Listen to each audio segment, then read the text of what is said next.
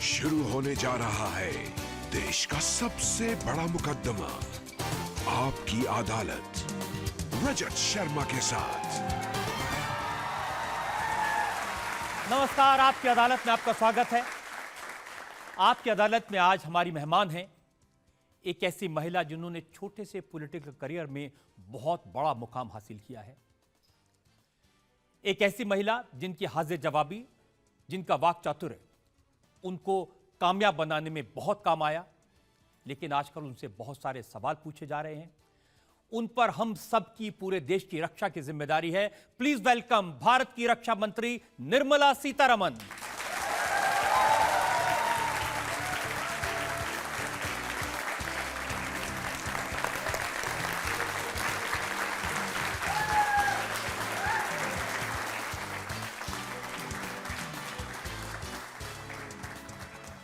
और आज के हमारे इस खास शो में जज हैं टाइम्स ऑफ इंडिया के एग्जीक्यूटिव एडिटर दिवाकर,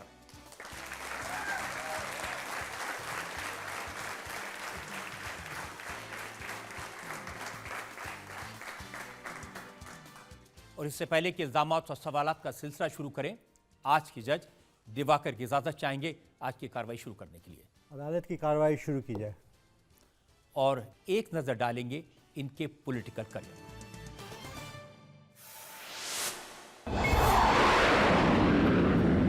भारत की पहली full time defence minister Nirmala Sitharaman का जन्म तमिलनाडु के मदुरई जिले में हुआ था। निर्मला सीतारमण ने कॉलेज की पढ़ाई दिल्ली में की, जेएनयू से एमफिल किया। निर्मला सीतारमण ने अपनी राजनीतिक पारी की शुरुआत 2006 में की, जब वे बीजेपी में शामिल हुईं। 2010 में निर्मला सीतारमण को बीजेपी का प्रवक्ता बनाया गया। टीवी चैनल्स पर बीजेपी की जोरदार पैरवी करते हुए निर्मला सीतारमण ने काफी लोकप्रियता हासिल की। मेकिंग इंडिया अगर हमारे तरफ से चल रही है, ब्रेकिंग इंडिया चल रही है कांग्रेस की तरफ से। जब नरेंद्र मोदी ने अपनी सरकार बनाई तो निर्मला सीतारमण को कॉमर्स और इंडस्ट्री में मिनिस्टर ऑफ स्टेट बनाया गया। निर्मला सीतारमण ने अरुण जेटली के साथ कॉरपोरेट अफेयर्स मिनिस्ट्री का चार्ज संभाला। जब से निर्मला सीतारमण रक्षा मंत्री बनी हैं, तब से ये मंत्रालय लगातार चर्चा में है। आपकी अदालत में निर्मला सीतारमण अपनी पैरवी खुद करेंगी। निर्मला जी, इससे पहले कि मैं आप पर आज का मुकदमा शुरू करूं, आजकल बहुत चर्चा हो रही है विजय माल्या की, उनके बारे में आपको पूछना चाहता हूं। राहुल गांधी की बातें सुन के ऐसे लग रहा है जैसे अरुण जेटली जब मिले विजय माल्या को, विजय माल्या उन्हें बताया कि अरुण जी, मैं आपके बैंकों का 9,000 करोड़ रुपए लेके भाग रहा हूं, और अरुण जी ने उन्हें कहा अच्छा भाग जाओ, मैं किसी को बताऊंगा नहीं।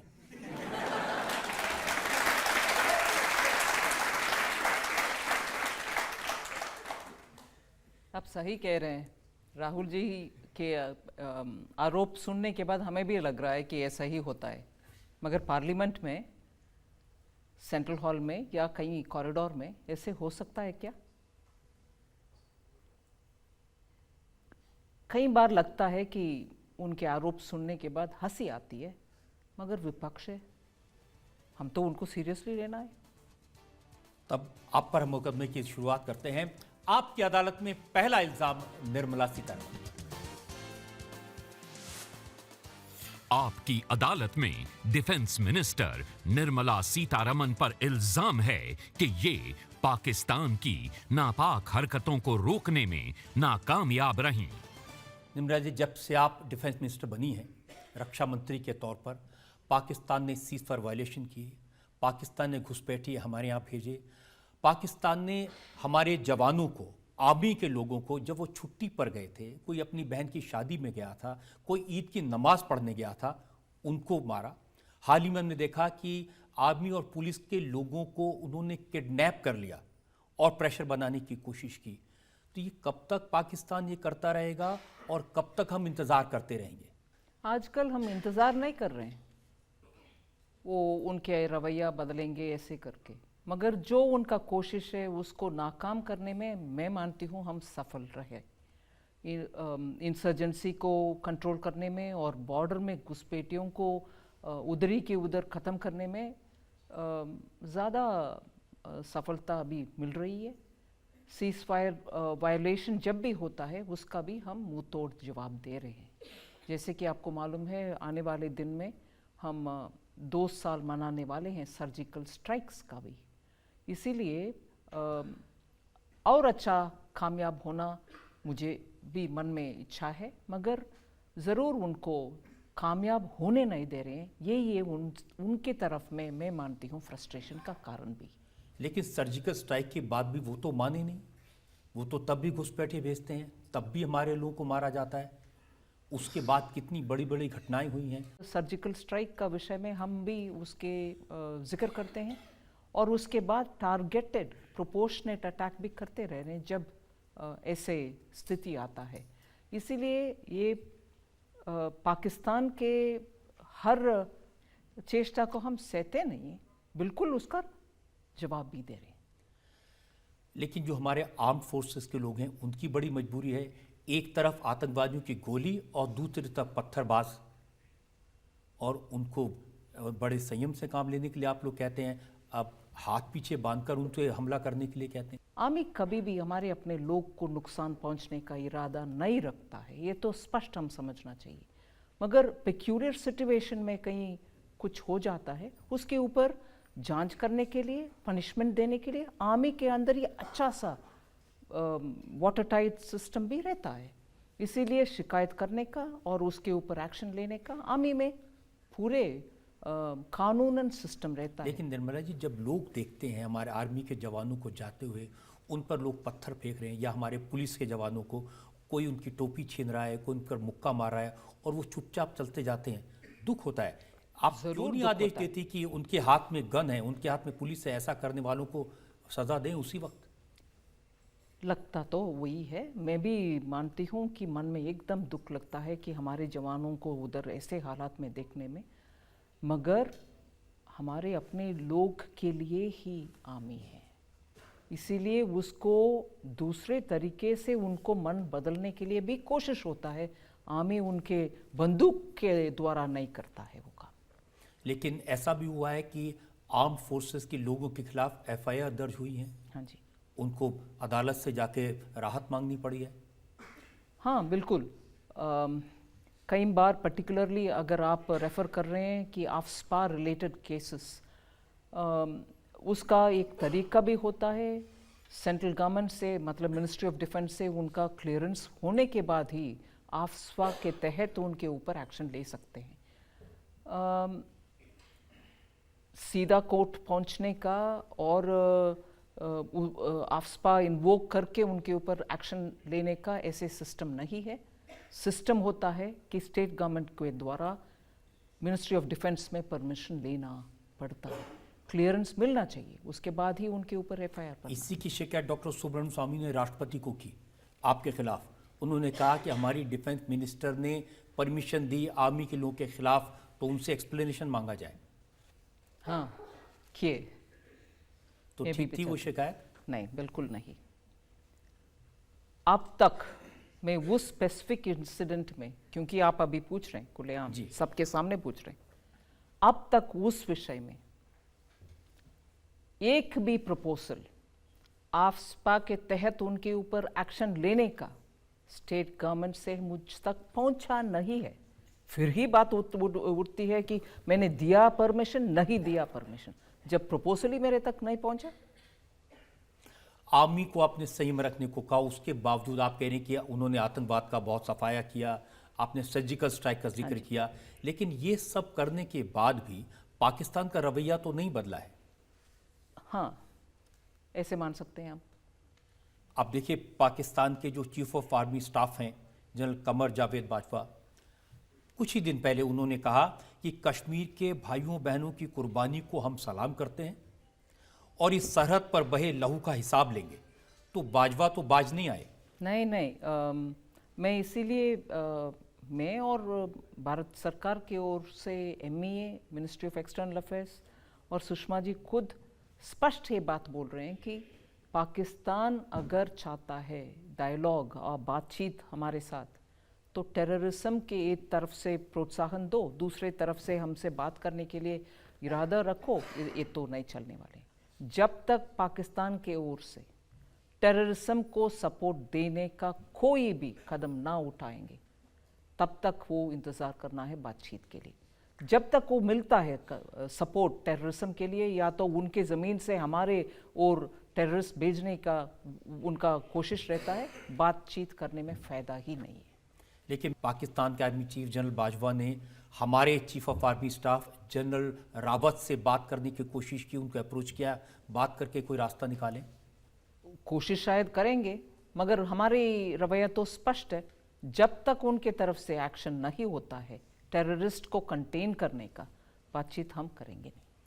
तो वो कंटेन करेंगे नहीं, बातचीत आप करेंगे नहीं, तो रास्ता क्या निकलेगा? सही बात है, we have to see how it goes. क्योंकि अब तो हमने नए प्राइम मिनिस्टर आए इमरान खान, उन्होंने कहा कि आईएसआई हमारी फ्रंट लाइन है। उन्होंने फौज की भी तारीफ की, आईएसआई की भी तारीफ की। अब सब लोग आपस में मिले हुए हैं, क्या करेगा हिंदुस्तान? देखना पड़ेगा।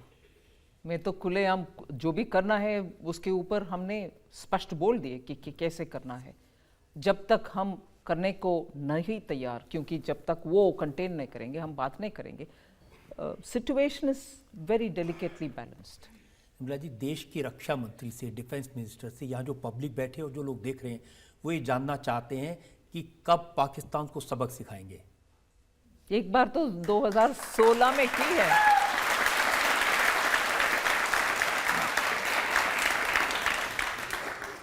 सर्जिकल स्ट्राइक जो हुआ 2016 में, सबक सिखाने के लिए ही किए हमने। और अभी भी मैं मानती हूँ जिस लेवल पर हम उनका इंट्रूशन को, चाहे मानिए वो नॉन स्टेट एक्टर्स जिनको कहते हैं टेररिस्ट, जो वर्दी में नहीं आते, उनको अंदर आने नहीं दे रहे हैं और उधर के उधर ख़त्म भी कर रहे हैं। इसका प्रोत्साहन अगर कोई आर्मी से भी करेंगे, उनसे भी बार बार याद दिला रहे हैं कि ये डेंजरस है, आप ना करना। कई बार उसके ऊपर भी हमारी तरफ से जवाब दिया जा रहा है। इसमें हमारे लिए एक दिक्कत है कि हमारे अपने लोग को भी हम कितने कर रहे हैं, कितनी सफलता उसमें मिल रही है, इसको खुलेआम बोलने में भी मुझे दिक्कत है। मगर एक स्पष्ट आश्वासन देना चाह रही हूँ कि हम जवाब दे रहे हैं, बिल्कुल दे रहे हैं। और आज मैं गर्व के साथ नहीं मगर जिम्मेदारी के साथ ज़रूर कहना चाह रही हूँ, हमारी आर्मी अभी सक्षम है, टॉप में है, पूरे कंट्रोल में भी है, ये तो ज़रूर कहूँगा। मैं मानता हूँ देश की जनता भी बहुत गर्व करती है अपनी आर्मी पे, सक्षम भी है, कंट्रोल में भी है। तो वो जो हिस्सा पाकिस्तान ने कश्मीर का कंट्रोल किया हुआ है, उस पर अपना कंट्रोल कब लेंगे?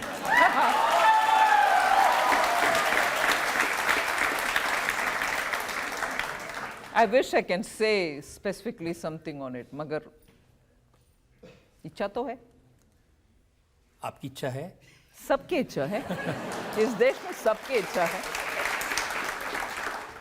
क्योंकि जिस तरह से पाकिस्तान ने लगातार हमले किए हैं हमारी आर्म्ड फोर्सेस पर, थोड़ा आश्चर्य हुआ कि उसकी जांच करने के लिए, और ये ऑपोजिशन बार बार कहती है, आईएसआई की टीम को हमने बुला लिया।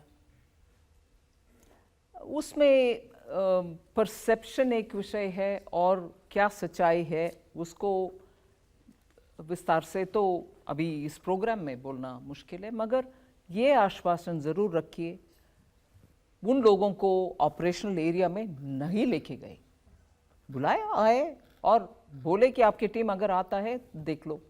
मगर ये ज़रूर मैं आश्वासन दिलाना चाह रही हूँ कि उनको कहीं important area, operational area, strategic area में लेके नहीं गए। लेकिन वो तो मानने को तैयार नहीं है, वो तो 26/11 की जिम्मेदारी भी लेने को तैयार नहीं है, वो तो पठानकोट की गलती मानने को तैयार नहीं है। तो क्या करेंगे? ये भी नहीं है। दूसरा और भी विषय मैं उससे जोड़ूंगी। अगर हम कोई बॉर्डर में अंदर आने के लिए कोशिश भी करते हैं, उनको हम ख़त्म कर देते हैं, फिर भी उस बॉडी को भी वो अपनाने के लिए तैयार नहीं है। कई बार वो भी हमारे सामने दिक्कत है। हम ख़त्म करते हैं, लीगली एक प्रोसीजर है, उसके हिसाब से उनके पास बॉडी दे दो, क्लेम करने के बाद दे दो, वो क्लेम ही नहीं करते।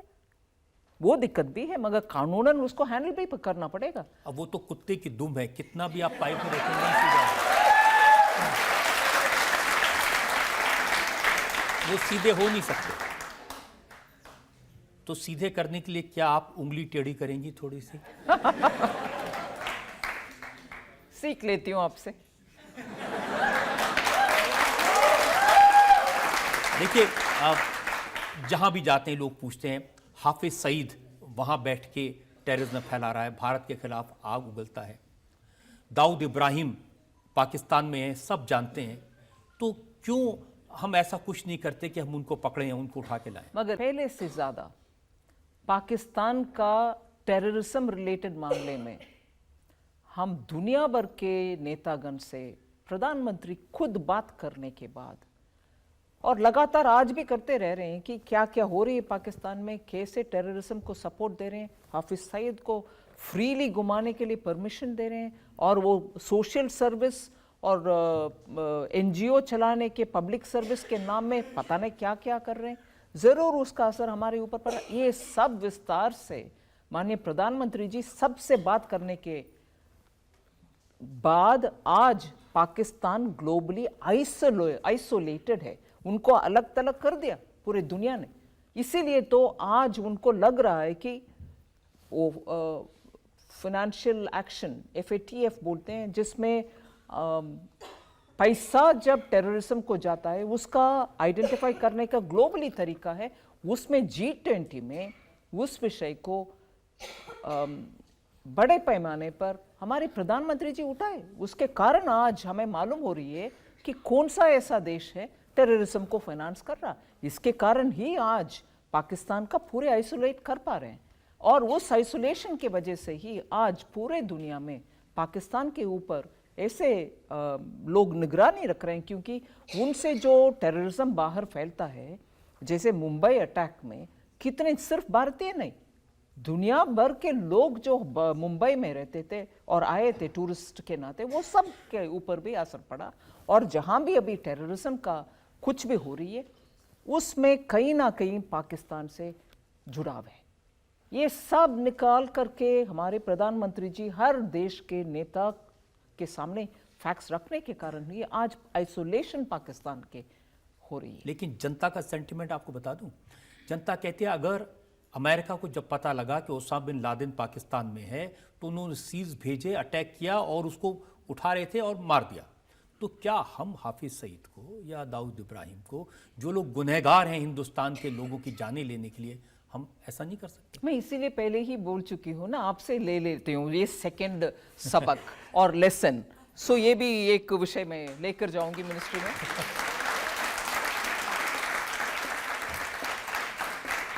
जनता में जो लोग सवाल पूछना चाहते हैं, कहीं ना कहीं क्या आपको ये नहीं लगता कि कश्मीर की प्रॉब्लम की समस्या का हल एक मिलिट्री सोल्यूशन की ना होने के बजाय एक पॉलिटिकल सोल्यूशन हो सकता है?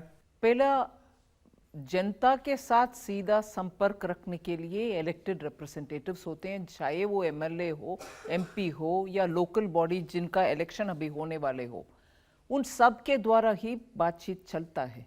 मगर ऐसे भी अभी हालात आ गए हैं जहां, क्योंकि एक वर्ग ऐसे हैं जो भय और फियर फैला करके लोगों को उनके अपने आप बाहर आने का नहीं, किसी से संपर्क करने का नहीं, बातचीत करने का नहीं, ऐसे दबा कर रख रहे हैं। उनको हम आश्वासन दे रहे हैं कि जैसे मैंने, क्योंकि मेरा कर्तव्य है इसीलिए औरंगजेब जो शहीद हुए उनके घर में गए, उनके परिवार के साथ बैठे, आसपास वाले गांव के लोग जो आए थे उधर उनके साथ भी बात। इस दौरान बहुत सारे काम भी आर्मी के द्वारा भी हो रहे, गुडविल स्कूल्स चला रहे हैं। मैं अभी दूसरा एक शुरू करने के लिए कोशिश कर रही हूँ कि फुटबॉल लीग मैच में पार्टिसिपेट करने के लिए लोगों को ट्रेन करने का, और क्रिकेट का भी क्या कुछ IPL जैसे टीम उधर बना सकते हैं, इसका भी सोच विचार हो रही है। इसके अलावा ट्रेनिंग सेंटर, महिला उधर बहुत एक एम्ब्रॉयडरी और कढ़ाई के काम करते हैं, उनको भी हम एंगेज कर रहे हैं। कुछ करो, हम उनका मार्केटिंग फैसिलिटी आपको दिला रहे हैं। ऐसे करके धीरे धीरे, और हेल्थ कैंप्स लगा रहे हैं। और महिला को ये भी बोल रहे हैं कि आप कुछ इसमें आगे बढ़ पा रहे हैं तो आपके लिए कुछ नेटवर्क बना रहे हैं, एसएचजी ग्रुप जैसे ग्रुप्स बनाएंगे। ऐसे डायरेक्टली पब्लिक के साथ जो करना है उसके लिए हम कोशिश कर रहे हैं। अभी गवर्नर के रूल है, फिर भी उनके द्वारा भी, उनके एडमिनिस्ट्रेशन के द्वारा भी ये हो रही है। मगर पॉलिटिकल डायलॉग जो आप बात उठाए कि क्या हमारी नेबर के साथ भी हो सकता है, उतनी दूर तक अभी नहीं पहुंचे। मेरा जी सही है कि जो कुछ पब्लिक ने किया है उसकी वजह से जम्मू कश्मीर के लोगों के मन में भावनाएं बढ़ी हैं, वो देश को और ज़्यादा प्यार करते हैं और वो मिलिटेंट्स को उतना सपोर्ट नहीं दे रहे जितना पहले मिलता था। लेकिन सवाल है पाकिस्तान को ठीक करने का। अब चुनाव के दौरान तो कहते थे कि अगर वो 2 सिर काटेंगे तो हम 10 काट के लाएंगे, लेकिन अब तो 10 तो नहीं कट रहे हैं। नहीं, मैं ये बोल सकती हूँ,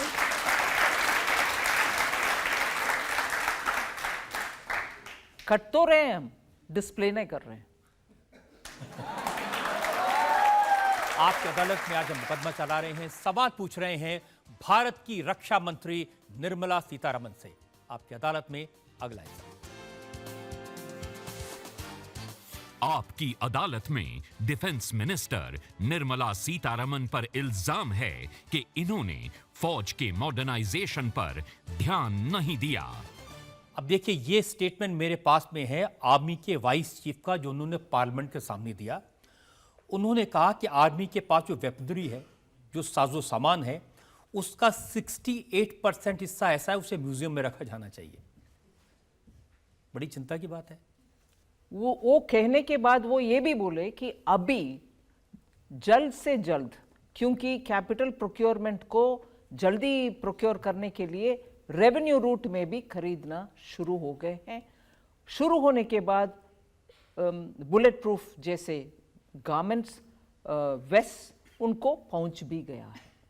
वो भी बोले हैं वाइस चीफ, मगर क्या बोले, बदनसीबी कह दीजिए। वाइस चीफ का जो स्टैंडिंग कमेटी के सामने ऐसे विषय मिला, उसको आप लोग उठाते हैं। गलत नहीं है, उठाइए, मगर उसके साथ जो पॉजिटिव भी बोले वो भी बोले। जनता को पहुंचना चाहिए वो विषय। तो आप बता दीजिए जनता को कि क्या कर रहे हैं डिफेंस को मॉडर्नाइज करने के लिए। 2014 में जब हमारे सरकार आए, इतना पेंडिंग था एक्विजिशन का विषय। मतलब मान लीजिए 10 साल में शायद 2-3 मेजर आइटम्स खरीदा गया, बाकी सब ऐसे के ऐसे पेंडिंग। मनोहर पर्रिकर जी ने हालात को स्टडी किए कि बोले कि क्या हो रही है, इतना सारा क्यों लिस्ट बनाते जा रहे हैं, खरीदा नहीं है क्या कारण है। उसके ऊपर बहुत सारे कमेटी को बिठाए, अध्ययन किए, और उसके बाद अरुण जेटली जी की टर्म में भी वो भी इसका कुछ सिंप्लीफाई करने के लिए कोशिश की। प्रोक्योरमेंट मतलब एक चीज खरीदना है तो 10,000 रूल्स को, ऐसे इतने सारे विषयों को पालन करना, उसके अनुसार जाना, ये सब सिंप्लीफाई करो। इन दोनों के ये प्रयत्न की वजह से आज उनके टाइम में भी और मेरे टाइम में भी जल्द से जल्द खरीदने के लिए व्यवस्था पूरे बिछा दिया। और मैं गर्व से ये विषय बोल सकती हूँ, जिस डिफेंस एक्विजिशन काउंसिल सबसे टॉप बॉडी है डिसीजन मेकिंग का प्रोक्योरमेंट में, साल में शायद 2 बार 3 बार मिलती थी, अब महीने में 2 बार मिल रही है। और महीने में 2 बार मिलने के कारण आज एक भी पेंडिंग नहीं। मैं आज का विषय बोल रही हूं आपको, डीएसी के सामने पेंडिंग प्रोक्योरमेंट का कुछ भी विषय नहीं है। जैसे कल आएगा वैसे ही हम उसको उठाएंगे और प्रोसीजर के तहत उसको परमिशन देंगे, क्लियरेंस देंगे और उसको खरीदने का व्यवस्था बनाएंगे। पिछले बजट से पहले एयरफोर्स को, उदाहरण के लिए मैं बोल रहा हूँ, 108% उनका रिसोर्सेज को पूरे उपयोग कर चुके हैं। यूटिलाइजेशन पूरे के पूरे। बजट में एक अमाउंट अनाउंस, घोषणा करना एक विषय है, मगर एकदम दूसरे विषय है कि उसको पूरे यूटिलाइज करना। अभी वही ही पूरी है, एक भी पेंडिंग प्रोजेक्ट्स नहीं है डीएस के सामने। देखिए, मेरे पास में ये जुलाई 2017 की सीएजी की रिपोर्ट है जो पार्लियामेंट पेश की।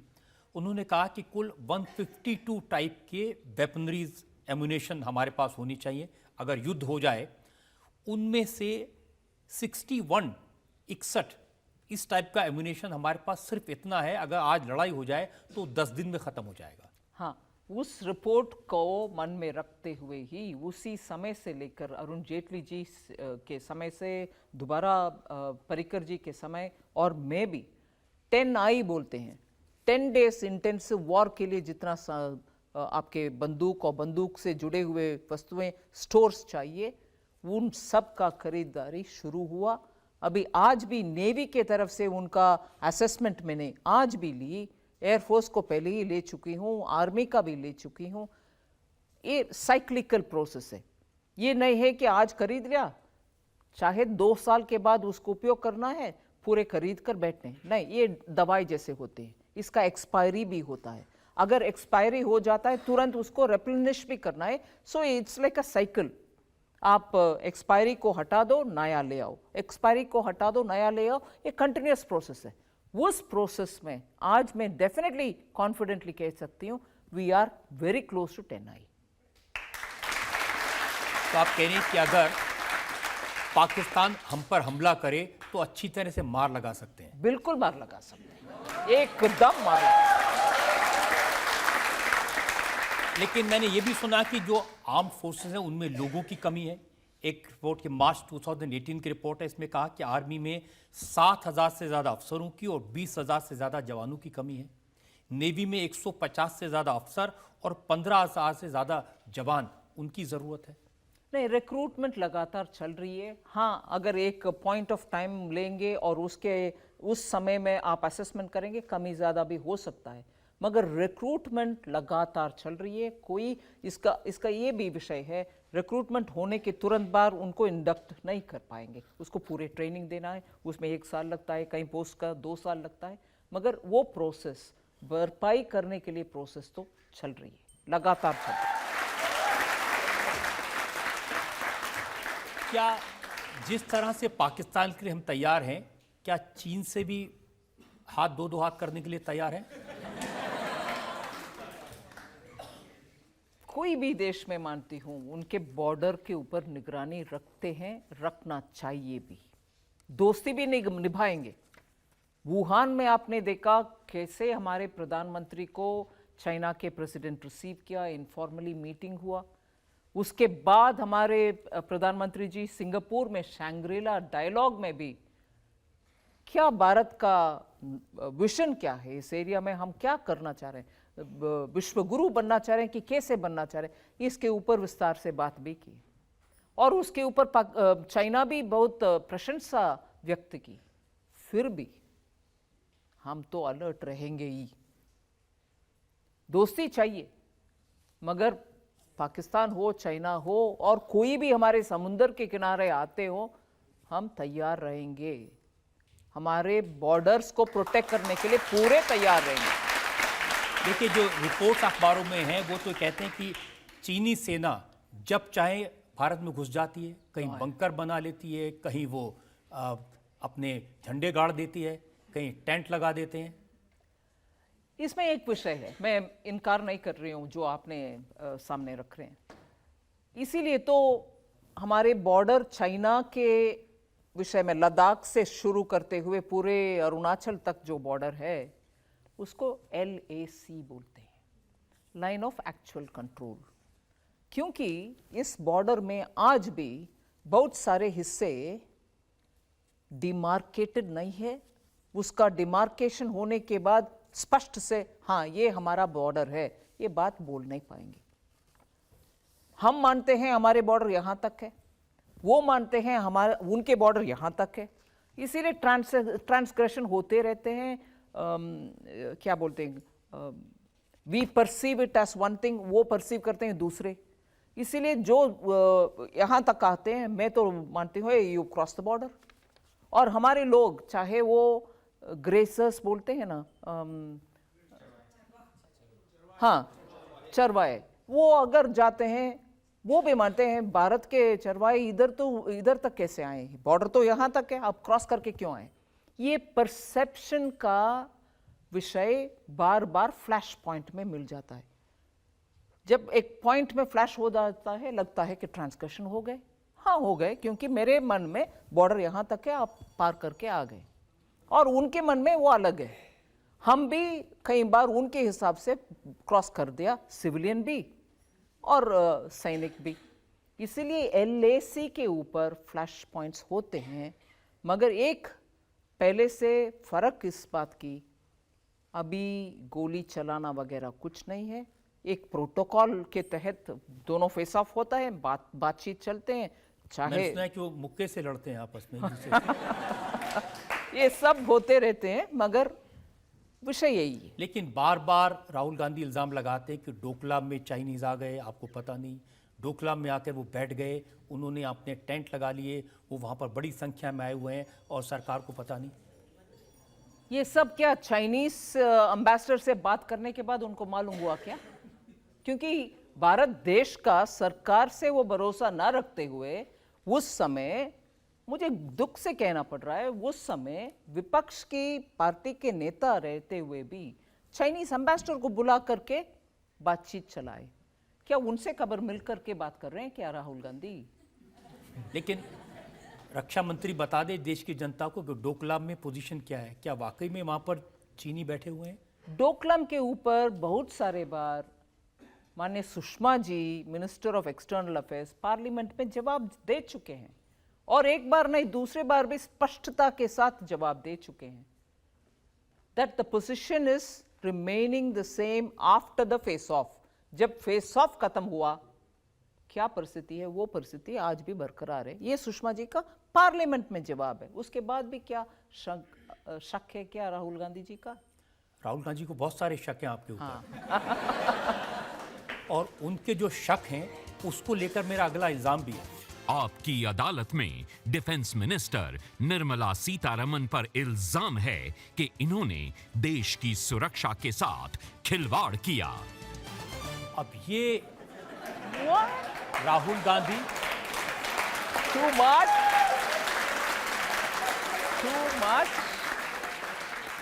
ये कांग्रेस के पूर्व मंत्री हैं एम वीरप्पा मोइली।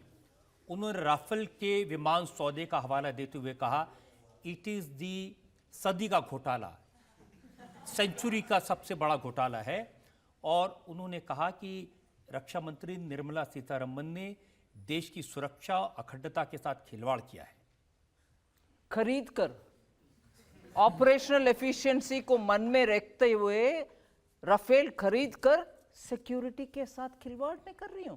जब वो नहीं खरीदा, एयरफोर्स को छोड़ दिया, आप हाथ पैर के साथ लड़ो, एयरक्राफ्ट नहीं मिलेगा, वो खिलवाड़ नहीं है।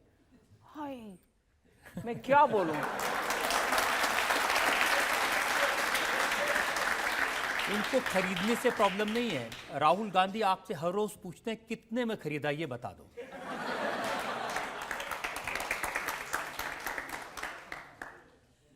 और ये भी बोले कि पार्लियामेंट में ही मैं झूठ बोल रही हूं। हाँ। फिर भी मेरे से पूछते हैं कि कितने में खरीदे, मैं तो झूठ बोल रही हूं। उन्होंने कहा कि हमने बहुत सस्ता खरीदा था। खरीदे? सस्ता खरीद लिए? से उन्होंने साइन करने वाले थे, लेकिन फिर सरकार बदल गई। हाँ।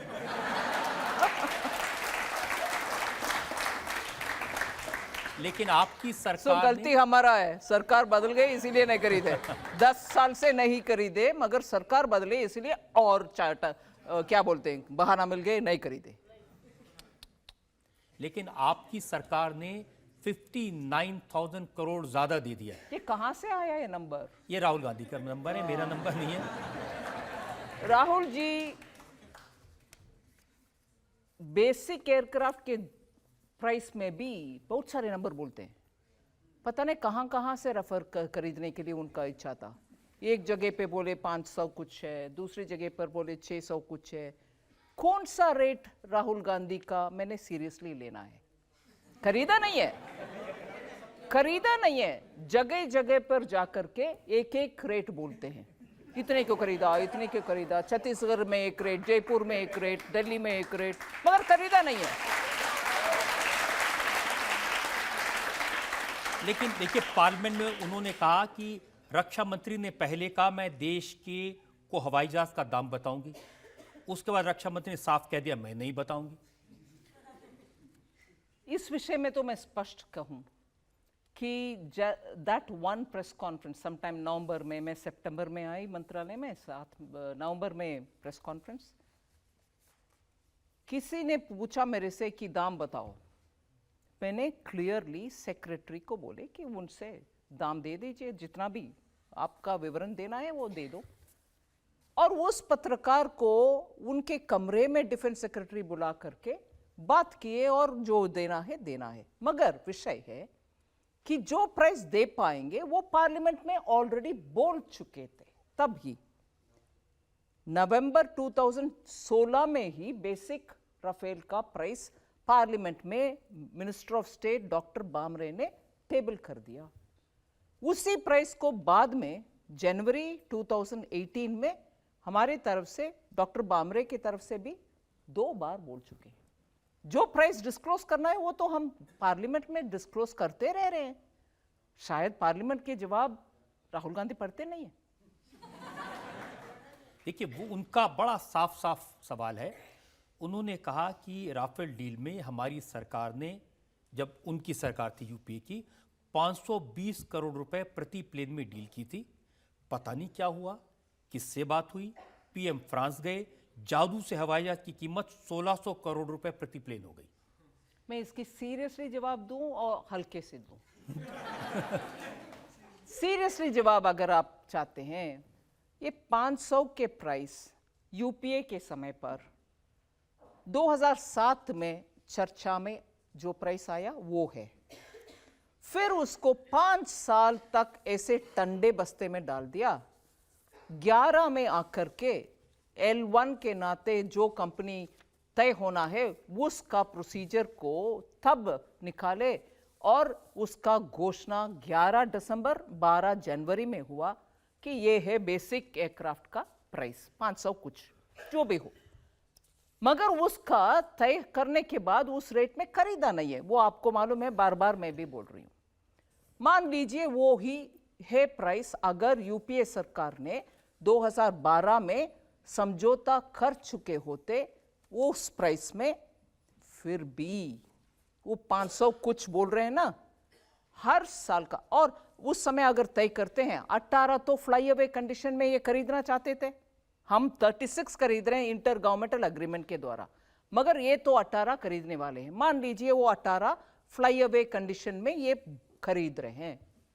2012 में अगर समझौता हो जाता है तो इस एयरक्राफ्ट 15 में 16 में पहले एयरक्राफ्ट आएगा। तब तक ये 500 कुछ जो भी है हर साल 3% का हिसाब से बढ़ते जाएगा।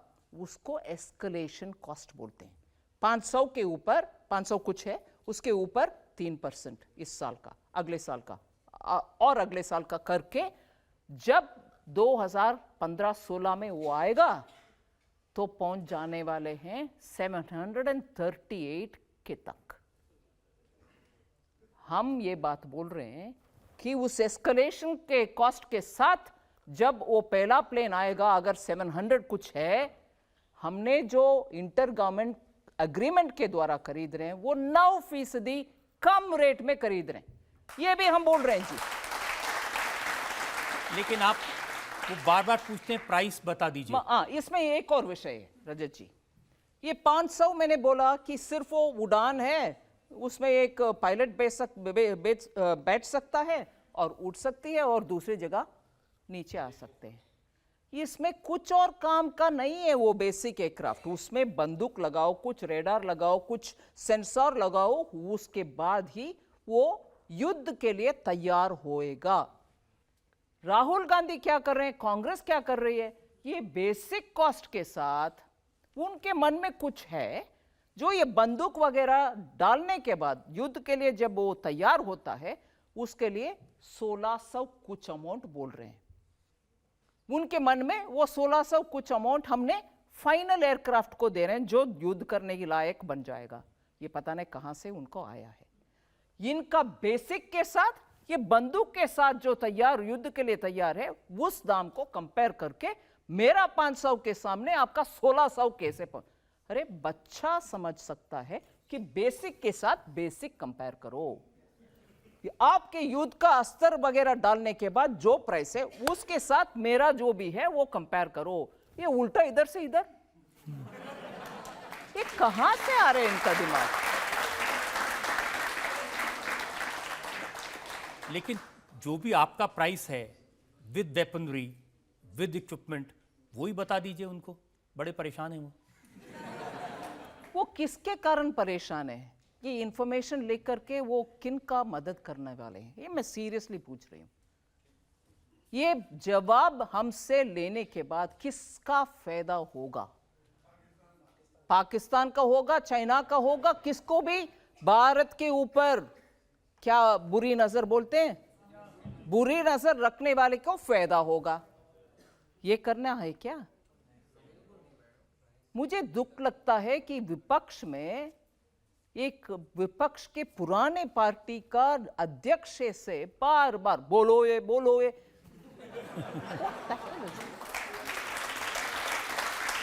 उन्होंने राफेल के बारे में बहुत सारी बातें कही हैं। एक उन्होंने कहा कि एचएएल के साथ समझौता होना था। मार्च 2014 में एचएएल के साथ वर्क शेयर समझौते पर सिग्नेचर हुए।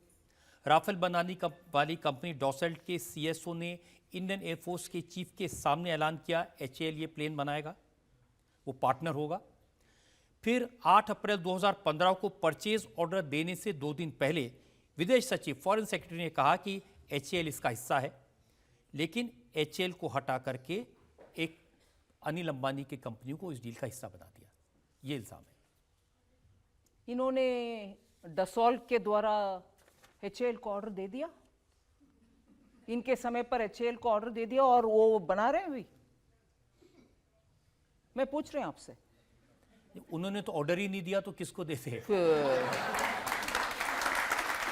वो ऑर्डर नहीं देंगे एचएएल को। वो एचएएल को डसॉ के साथ जो बातचीत हुआ उसमें मदद करके एचएएल को ऑर्डर दिलवाना चाहिए था, वो नहीं दिए। मगर आरोप हमारे ऊपर कि एचएएल को ऑर्डर नहीं दे रही हो। मैं सिर्फ एक विषय आपको बोलना चाह रही हूं। 2004 से लेकर के 2014 तक लीजिए। मैं आज कैलकुलेट भी कर रही थी किसी कारणवश, एचएएल को 2004 से लेकर के 2014 तक का हिसाब किताब देखने में साल में 10,000 करोड़ का ऑर्डर सरकार देते आए उनके समय पर। 4 to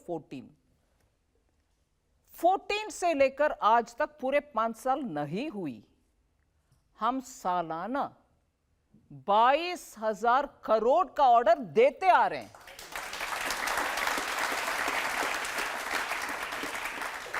और यह भी नहीं है, उनके समय पर उदाहरण के लिए मैं बोल रही हूं, तेजस हमारी लाइट कॉम्बैट एयरक्राफ्ट है, प्रसिद्ध, बहुत मशहूर, हम भी चाहते हैं और खरीदना है एयरफोर्स के लिए। उनके समय पर 40 LCA का ऑर्डर भी दिए थे, मगर 2015 तक उस 40 के ऑर्डर में हमें 8 से ज्यादा मिला है। मतलब क्या है? एचएएल का प्रोडक्शन, तेजस का प्रोडक्शन कैपेसिटी है और अच्छा सा LCA प्रोड्यूस कर रहे हैं, मगर उनका कैपेसिटी बढ़वाने के लिए क्या करना है वो सब करना आवश्यक है। जब आप ऑर्डर दे रहे हो 40 के, अगर साल में 8 ही देता है, कब तक वो पूरे ऑर्डर खत्म होगा? सरकार की जिम्मेदारी बनती है कि अच्छा तरक्की LCA बनाने में अगर एचएएल कर रही है तो उनका कैपेसिटी बढ़ाने के लिए पैसा दो और अच्छा टेक्नीशियंस दो और जगह दो, जो भी करना है करना। इसके साथ साथ राफेल का भी प्रोडक्शन का उनको जितनी भी मदद करना है वो भी करो। ये नहीं किया। ये सब कागज में 40 का ऑर्डर दे दिया, मगर शायद 8 प्रोड्यूस कर रहे हैं उनका अच्छा सा एयरक्राफ्ट, नो डाउट। राफेल का प्रोडक्शन इनको दिलवाया नहीं, राफेल का खरीदारी भी नहीं हुआ। हमने आकर के वो 40 का ही इतना दिक्कत हो रही है और हम 83 और का ऑर्डर दे रहे हैं उनका। कैपेसिटी बढ़ाने के लिए तुरंत मोदी जी ने उनसे मीट करके 8 से 16 बनाने के लिए तुरंत उनका कैपेसिटी एक्सपेंशन का ऑर्डर भी करवाए, उनका जो भी चाहिए वो सब दे दिया।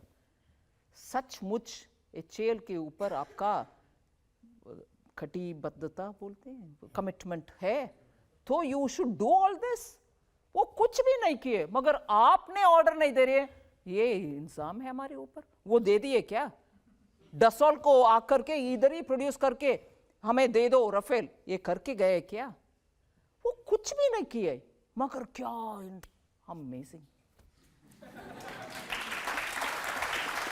उनका इल्ज़ाम तो ये है कि सरकार ने, मोदी जी ने अनिल अंबानी की कंपनी को डसॉल्ट से समझौता करवा दिया।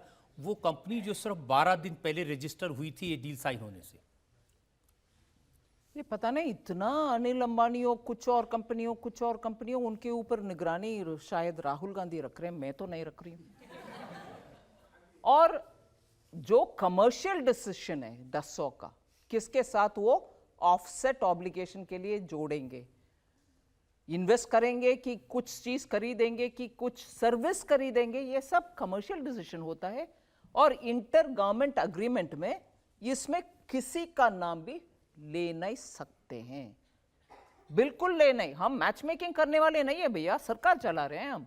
आपने नहीं किया कि भाई आप अनिल अंबानी को दे दीजिए? नहीं जी, बिल्कुल नहीं किए।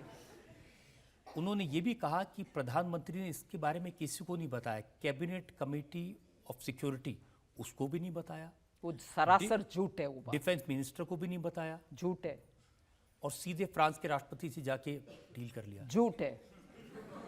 कांग्रेस झूठ बोलते हैं इस विषय में।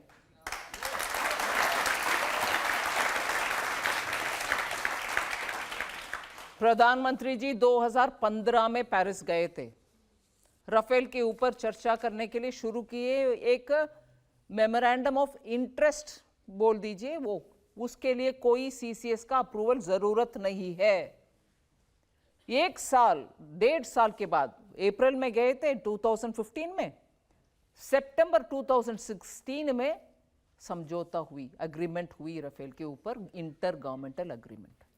वो इंटर गवर्नमेंटल एग्रीमेंट सितंबर में जब हुआ, उससे पहले अगस्त में सीसीएस का अप्रूवल पूरे मिले। आपको सीसीएस का अप्रूवल कब मिलना है, तब मिला है कि नहीं मिला, इसके ऊपर शायद ज्ञान ही नहीं है। अब बोलते रहो। क्या हर एक देश का उनके प्रधानमंत्री कहीं जाने से पहले ही सीसीएस में शायद मैं राफेल के ऊपर भी बातचीत करूंगा, उसके लिए परमिशन दोगे क्या, पूछते हैं? बिल्कुल नहीं। वो प्रधानमंत्री की है जी, कुछ विषय को इनिशिएट करने का अधिकार उनको बनता है, इनिशिएट करने का। उसके बाद पूरे 1.5 साल तक जो ऑथराइज्ड ऑफिसर्स है वो साथ बैठ करके फ्रांस के अधिकारीगण के साथ चर्चा गोष्ठी किए, उसके बाद अग्रीमेंट से पहले अप्रूवल मिला वो इंटर गवर्नमेंट अग्रीमेंट का। इसीलिए मैं बोलती हूं, जानबूझ करके गलत बयान कांग्रेस शायद दे रही है, या तो जानकारी ही नहीं है। कुछ और जवाब मैं दे नहीं पा रही हूं, क्योंकि सरकार में पिछले 60 साल तक जो पार्टी रहे, उनके नेतागण को तो बिल्कुल मालूम होना चाहिए कि कब जरूरत पड़ता है सीसीएस का अप्रूवल। ये नहीं है कुछ बोल दो और बीजेपी और मोदी जी के मंत्रीगण जाएंगे आपको सफाई देते देते। You know it and you are not saying the truth, या तो यू डोंट नो इट, नहीं तो ऐसे आरोप लगाना भी नामुमकिन है। बड़ा टेक्निकल था, आपने अच्छे से समझाया। लोग कह रहे हैं ठीक है जो आपने कहा। Thank you. आपकी अदालत में आज मुकदमा चला रहे हैं, सवाल पूछ रहे हैं भारत की डिफेंस मिनिस्टर निर्मला सीतारमण से। आपकी अदालत में अगला हिस्सा। आपकी अदालत में डिफेंस मिनिस्टर निर्मला सीतारमण पर इल्जाम है कि राजनीति में इन्हें जरूरत से ज्यादा महत्व मिल गया। अब आपको डिफेंस मिनिस्टर बनाया तो लोग ये कहते हैं, और ये भी कहते हैं कि बीजेपी से आपका कोई बहुत ज्यादा पुराना रिश्ता नहीं है। शायद नहीं, क्योंकि बीजेपी में जनसंघ के जमाने से बहुत सारे लोग हैं और मैं मानती हूं वो इतने त्याग पूरे उनके लाइफ पार्टी के लिए दिए, उनसे तुलने में मैं कुछ भी नहीं हूँ। ये बोलने में मुझे कुछ संकोच नहीं है, बिल्कुल नहीं। और ये भी सही है कि आपके father in law mother in law Congress party के एमएलए थे हाँ जी थे और आपके हस्बैंड प्रजा राज्यम पार्टी में थे और वो फिर बाद में चंद्रबाबू नायडू के सलाहकार थे। अब वो सब बीजेपी में आ गए हैं कि वो वही हैं अभी? नहीं, वो वही है, सिर्फ मैं हूँ बीजेपी में। इसीलिए लोग पूछते हैं कि जिनके परिवार का, जिनका बीजेपी से कुछ लेना देना नहीं है, उनको भारत का रक्षा मंत्री बना दिया मोदी जी ने, डिफेंस मिनिस्टर बना दिया। बीजेपी का ग्रेटनेस इज दिस, वो ऐसे मन में कुछ प्रेजुडिस रख के दूसरे को नहीं देते हैं। अगर पार्टी के लिए काम करने के लिए आप में से कोई तैयार हो, जैसे मैं, बीजेपी अपनाती है। ऐसे पार्टी है मुझ जैसे लोग को भी अपनाती है। तो बहुत सारी जेलेसीज भी होती होंगी, लोग जलते होंगे थोड़ा बहुत आप? मुझे मालूम नहीं है, क्योंकि मुझे उससे असर नहीं पड़ा। अब जनता से पूछते हैं जो लोग सवाल पूछना चाहते हैं। जी हाँ। पिछले दिनी पंजाब के कैबिनेट मिनिस्टर नवजोत सिंह सिद्धू जो कि पाकिस्तान गए अपने दोस्त की ओथ सेरेमनी पे, आपको क्या लगता है कि उनका एक जाने से अपने दोस्त की ओथ सेरेमनी पे एक भारत और पाकिस्तान का जो रिश्ता है उसमें मिठास आएगी, रिश्ता ठीक होएगा? वो जाने में एक विषय है, किसी का ऑब्जेक्शन नहीं होना चाहिए, वो जा सकते हैं, वो गए भी। मगर वो जब पाकिस्तान की सेना की चीफ को गले लगाए, उससे बहुत हमारी मोरेल जो लगता है, हमारे सोल्जर्स को कत्लेआम कर रहे हैं, उसका चीफ को गले लगाओ, वो अच्छा नहीं लगा। उनके चीफ ने यह कही थी कि जो गुरु ग्रंथ साहिब है उसके जो 550 साल होंगे तो जो हमारा करतारपुर साहिब है उसका जो लांगा है वो खोल देंगे। तो उन्होंने ये बात कही है क्योंकि गुरु ग्रंथ साहिब हमारे गुरु हैं, हमारे सिख कम्युनिटी के गुरु हैं। उन्होंने बाजवा जी ने ये बात कही थी, इसीलिए उन्होंने उसको जो जप्फी डाली थी। हो सकता है, आप कह रही हो तो मैं मानती हूँ, मैं भी गुरु को मानती हूँ, बिल्कुल मानती हूँ। और करतारपुर रास्ते से हमारे लोग जा कर के, उनके श्रद्धालु जा कर के उधर उनके निभा सकते हैं, तो आपत्ति कुछ नहीं है। मगर ये सब कब पता चलता है? आप जैसे नौजवान खड़े होकर के गारंटी के साथ इसके कारण गले लगाया, ये बात बोलने में लगता है ना। नहीं तो पहले इंप्रेशन क्या रखता है, अरे ये क्या है, Sidhu is famous in India, उनके बहुत फॉलोइंग है, वो जा करके गले लगा रहे हमारे दुश्मन के आर्मी के चीफ को। इम्पैक्ट आएगा कि नहीं आएगा? आप जब तक ये विवरण दे रहे तब तक बहुत सारे लोग में कंफ्यूजन पैदा हो गया कि नहीं पैदा हुआ, वो बात मैं बोल रही। उनकी पार्टी में आदत है, राहुल जी ने भी जाके मोदी जी को गले लगा लिया था।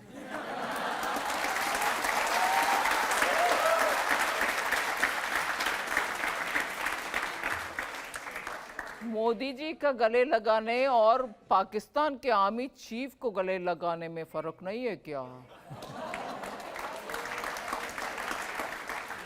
जिस दिन हम ये प्रोग्राम रिकॉर्ड करें हिंदी दिवस है और आपने साउथ इंडियन होते हुए भी इतनी अच्छी हिंदी बोली, इसके लिए आपको बहुत थैंक यू। आज हमने मुकदमा चलाया भारत की रक्षा मंत्री निर्मला सीतारमण पर। उनसे पूछा पाकिस्तान से संबंधों के बारे में, चीन के खतरे के बारे में, डोकलाम के बारे में, राफेल डील के बारे में और हमारी डिफेंस फोर्सेस की प्रिपेयर्डनेस के बारे में, मॉडर्नाइजेशन के बारे में। अब वक्त है आपकी अदालत में आज के जज टाइम्स ऑफ इंडिया के एग्जीक्यूटिव एडिटर दिवाकर के फैसले का। निर्मला जी जब पॉलिटिक्स में आई थी तो ये भाजपा की स्पोक्सपर्सन होती थी और इनका स्टाइल काफ़ी एग्रेसिव होता था। मैं इनको ऑब्जर्व करते आ रहा हूँ जब से ये आई हैं पॉलिटिक्स में। मुझे एक डर था कि इनका एग्रेशन जो है, अब जो नई जिम्मेवारी मिली है उसके चलते कुंद हो जाएगा, ब्लंट हो जाएगा। लेकिन आज ऐसा लगा कि इन्होंने अपनी आक्रामकता जो है वो खोई नहीं है। निर्मला जी देश की पहली full time women defence minister है।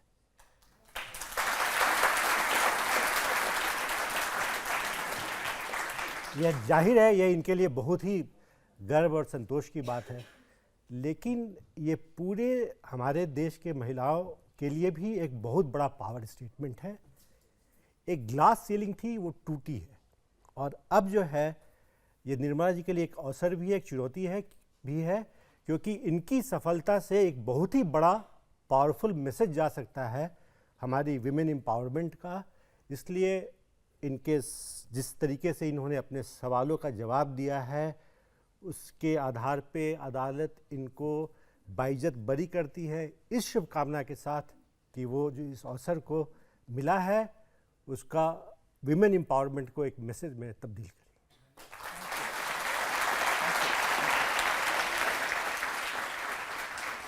हमारा विश्वास है निर्मला सीतारमण इसी तरह से देश की जनता की सेवा करती रहेंगी, बड़े बड़े फैसले लेती रहेंगी, चुनौतीपूर्ण फैसले लेती रहेंगी और देश के दुश्मनों को सबक सिखाएंगी। आपकी अदालत का आज का शो यहीं खत्म करते हैं। अगले आपसे मुलाकात होगी एक नई शख्सियत के साथ। तब तक के लिए नमस्कार।